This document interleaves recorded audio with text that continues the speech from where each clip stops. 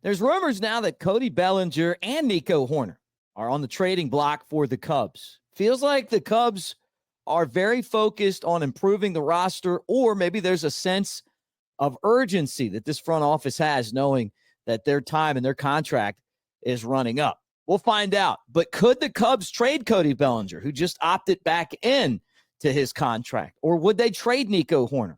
We're going to get into that. Jeff Passan's the one that says that they're on the block. What all this means, we'll talk about it right here on the Cubs Baseball channel. Make sure that you guys like and subscribe, be a part of what we're doing. Go Cubs. Let's get this show started.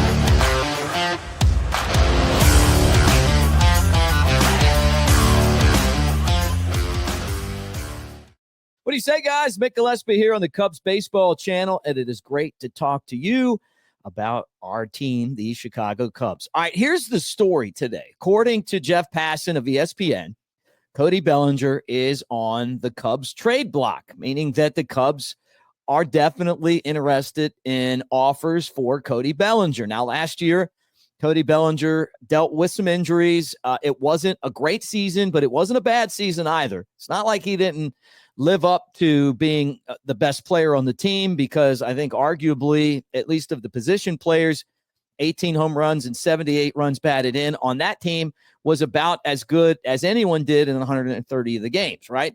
266 batting average, got on base. Now, this was short of what he did 2 years ago, and the Cubs paid him premium money, right? Around $30 million the last 2 years to be a premium player. And I don't know that he's a premium player. I think he's a good player, but it wasn't a premium season, and it was because of the injuries. Now, he's still a young guy, 30 years old, and he's still a player that could be one of the best in baseball, but it's getting there. That's going to be the thing that the Cubs are betting on or worried about, maybe that he's not going to. Who knows? But at the end of the day, what we're looking at here is 18 home runs, 78 runs batted in for $30 million on a team that has his position covered already, right?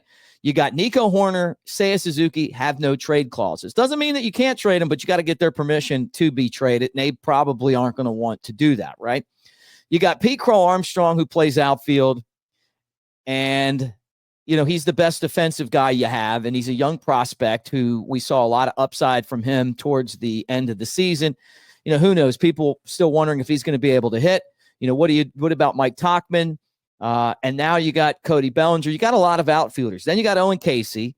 Then you got Kevin Alcantara. And then you got Alexander Canario. All those guys are either had a little bit of big league experience, were in AAA last year. You have too many outfielders, and there's only 3 positions that you can put them in. And you got 2 guys you can't move.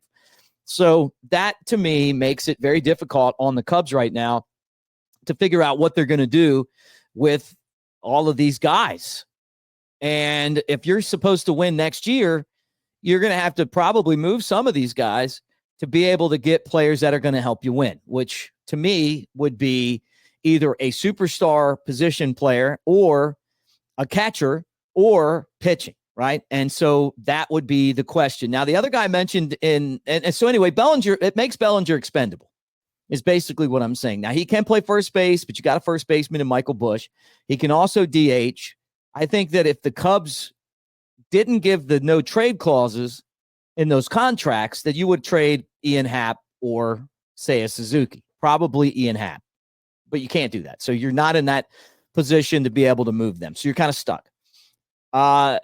Then you have the DH spot. Well, is that where you want to put Bellinger in the DH spot? No, probably put him in right field and then have Seiya Suzuki as your DH. That doesn't bother me that much. I think people have talked about Craig Counsell liking to use that as a spot for people to kind of have the day off but still stay in the lineup. That's a way to keep the roster fresh. Cubs might not have that option. All right, the other person that is mentioned by Jeff Passan as potential trade candidate is Nico Hoerner. And they say, well, maybe Nico Hoerner gets you starting pitching. Maybe he just gets you pitching. The Cubs are kind of being floated around as a team interested in starting pitching. I know they've had solid starting pitching, but they had a lot of different pitchers that were in that rotation because of injuries, right? And if you're going to buy into them not being a player for the Corbin Burns type of guys, right? Maybe Sasaki, the pitcher from Japan that's coming over. Maybe the Cubs have scouted him for a long time. Maybe they feel more comfortable if they're going to pay a big contract paying for that, just because the players from Japan come over and have a lot of success, and work ethic is built into their culture. That's the way that they do it over there.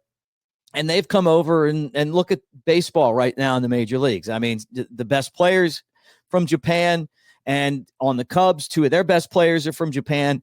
It also sells marketing-wise, where you can go over and market yourself in Japan. Huge baseball audience. It makes sense if you're going to go out there and invest in that direction, right? So, we'll see if they want Roki Sasaki, or if they're willing to pay the money. Because you not only do you have to pay him, you also have to pay a posting fee in Japan, right? So you go and get him. I think it's the Marines he played for or plays for over there. Cubs are going to have to spend some money if they're going to get him. So maybe Nico Hoerner, you trade him. He's a Gold Glover. He can play shortstop and second base. He didn't play a lot of shortstop over the last few years for the Cubs, but he's certainly the backup to Dansby Swanson. He can play shortstop. Saw him do it. He's a very, very serviceable shortstop. I'd say he's above average defensively, and he's been playing a ton of second base, but that doesn't mean that he couldn't be your shortstop. A team may be looking and going, we can get this guy. He's affordable. He can hit. He's pretty consistent with his hitting. Not a lot of power, but he sets the table. And then defensively, he makes the plays. And sometimes he makes some spectacular plays. I mean, he's done some crazy stuff out on the diamond.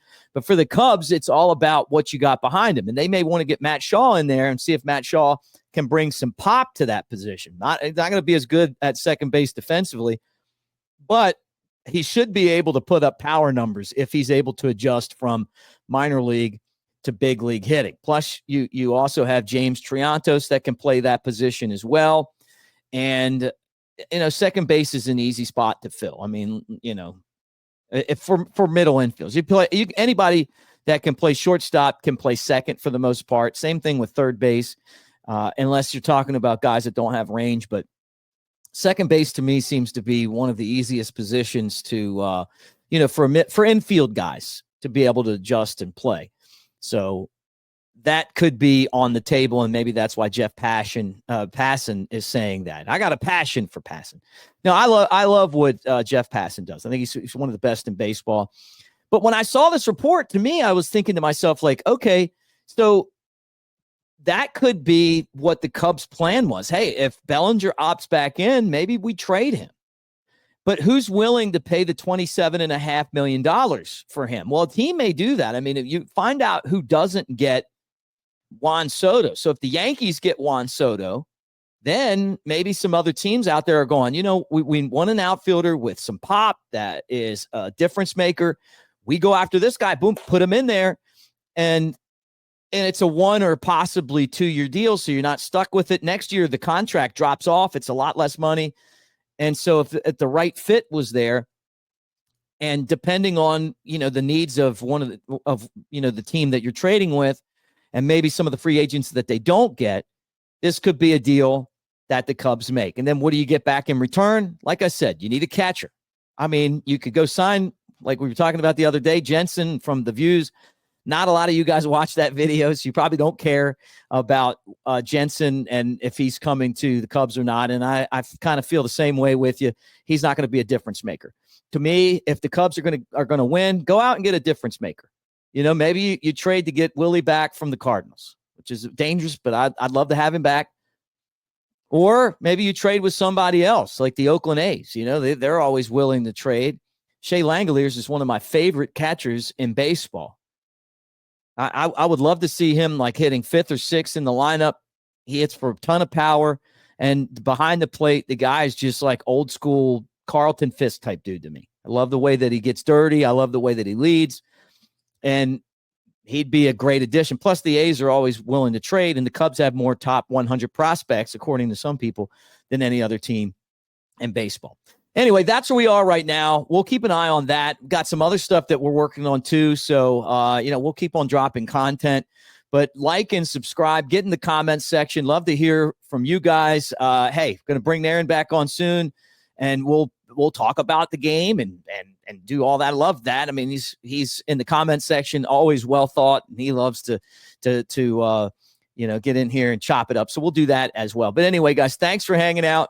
Like and subscribe, as I mentioned before. Share with your Cubs friends, and buckle up, man. This is the beginning of the off season, the hot stove season, and I think the Cubs are going to be active.